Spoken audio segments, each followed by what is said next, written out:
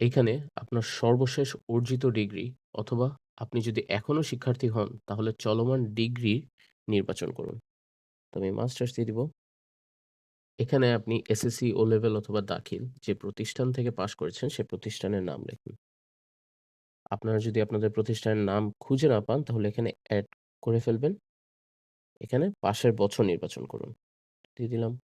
এখানে এইচএসসি, এ লেভেল অথবা আলিম যে প্রতিষ্ঠান থেকে পাস করেছেন, সে প্রতিষ্ঠানের নাম এবং পাশের বছর লিখুন। আর আমি পাস করেছি। এখানে বিশ্ববিদ্যালয়ের নাম, মেজর বা বিভাগ এবং পাশের বছর লিখুন। তো আমি দিয়ে দিলাম আমার ইউনিভার্সিটি। আমি পাস করেছি ২০২৩। এখানে আপনি মাস্টার্স যে ইউনিভার্সিটি থেকে করছেন অথবা পাস করে ফেলেছেন, সেই বিশ্ববিদ্যালয়ের নাম, মেজর এবং পাশের বছর লিখুন। দিয়ে দিলাম। এক্সপেক্টেড পাশের বছর আমার এই বছরে।